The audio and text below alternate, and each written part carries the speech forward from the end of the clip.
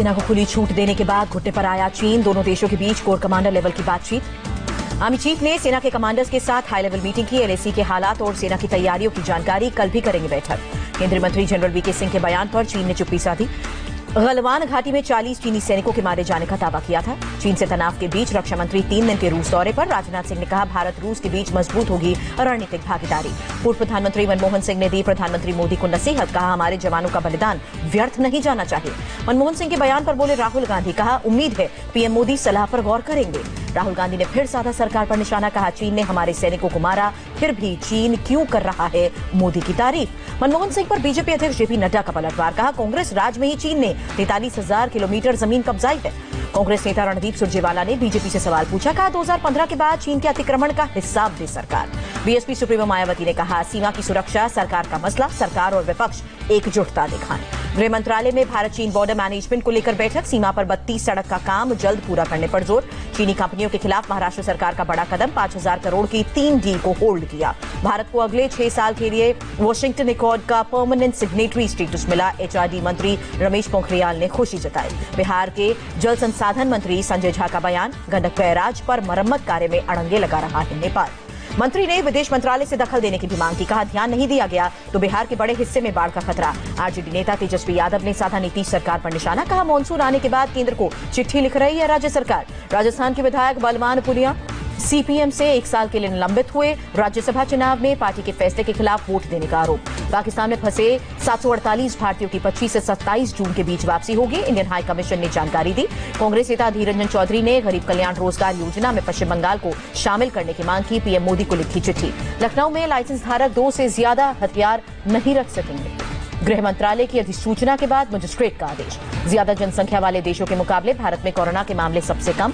WHO ने report जारी की। रिपोर्ट के मुताबिक भारत में 1 लाख की आबादी में कोरोना से सिर्फ 30 लोग पॉजिटिव, जबकि दुनिया में 1 लाख पर 114 से ज्यादा लोग संक्रमित।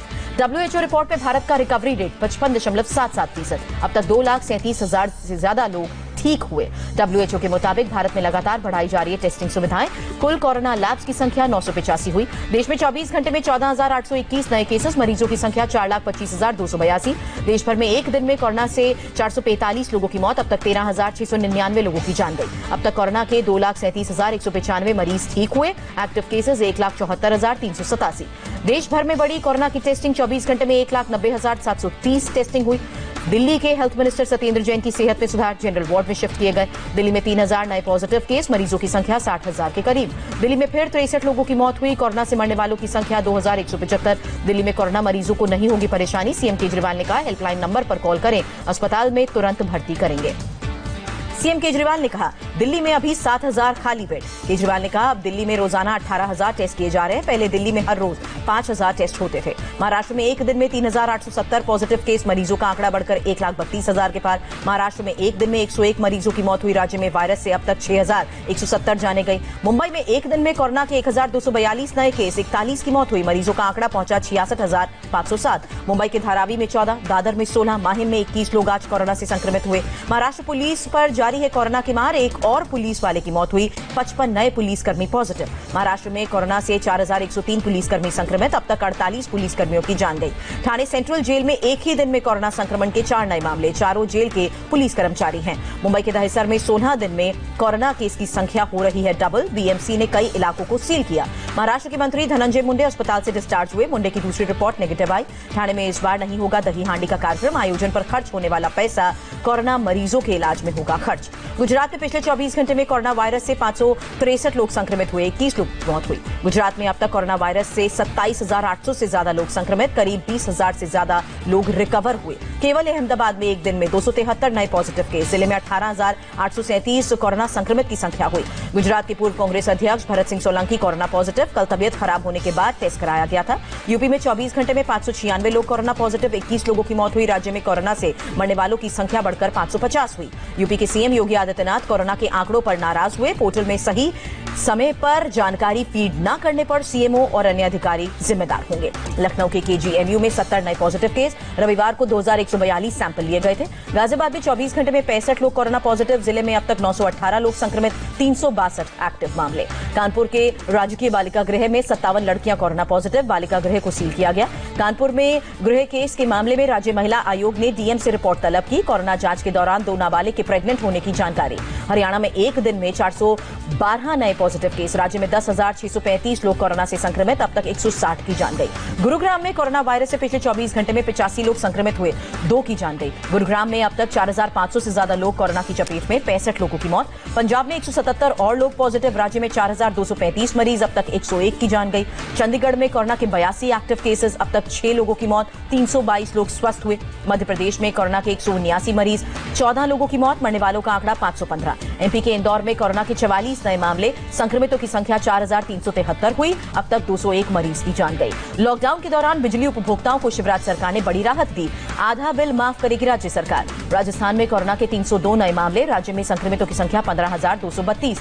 बिहार में कोरोना वायरस से 24 घंटे में 206 लोग संक्रमित। राज्य में अब तक 7,800 से ज्यादा लोग कोरोना की चपेट में। झारखंड में फिर 62 नए कोरोना के केस की पुष्टि हुई। राज्य में 2,089 लोग संक्रमित हुए, अब तक 11 की मौत। पश्चिम बंगाल में कोरोना से एक दिन में 14 लोगों की मौत हुई, 413 लोग संक्रमित।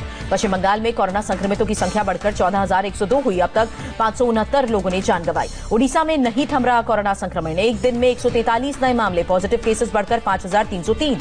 उड़ीसा में अब तक 3,720 कोरोना संक्रमित मरीज ठीक हुए। राज्य में अब तक 1,562 एक्टिव केसेस। तमिलनाडु में कोरोना बना रहा है नए रिकॉर्ड। एक दिन में सबसे ज्यादा 2,710 मामले।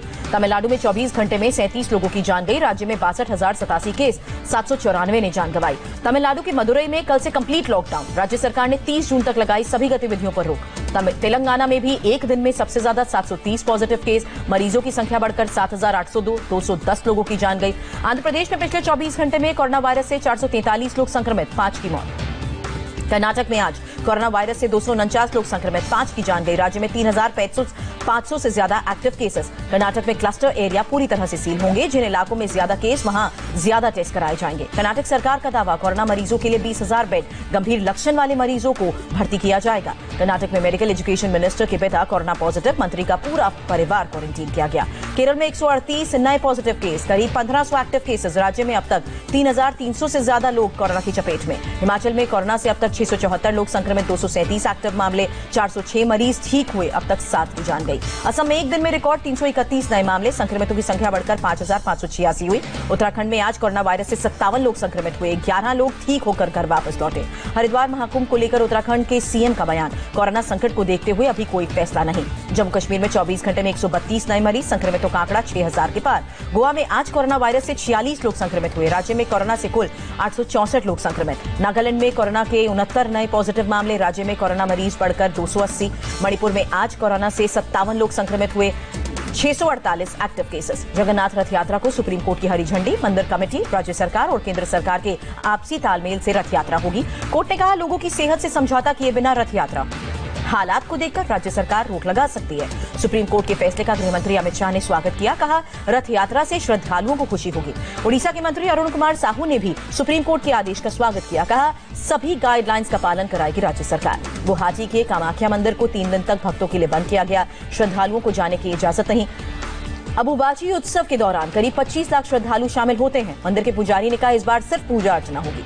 आसनसोल में कांग्रेस कार्यकर्ताओं की नेक पहल, सरकारी अस्पताल में कांग्रेस कार्यकर्ताओं ने साफ सफाई की। कोरोना काल में राजौरी के पीरपंजाल इलाके में मेडिकल कॉलेज की नई बिल्डिंग का काम शुरू, काम पूरा होते ही मेडिकल कॉलेज शिफ्ट होगा। दुनिया भर में नहीं थम रही कोरोना की रफ्तार, मरीजों की संख्या 91 लाख के करीब। दुनिया में पिछले 24 घंटे में 1,700 से ज्यादा लोगों की मौत हुई, अब तक 4,71,000 से ज्यादा लोगों ने जान गंवाई। अमेरिका में कोरोना संक्रमितों की संख्या 23,60,000 के पार, अब तक 1,22,000 से ज्यादा की मौत। ब्राजील में मौत का आंकड़ा 50,000 के पार, मरीजों की संख्या 10,87,000। रूस में कोरोना पॉजिटिव लोगों की संख्या 5,92,000 तक पहुंची, अब तक 8,000 से ज्यादा मरीजों की मौत हुई।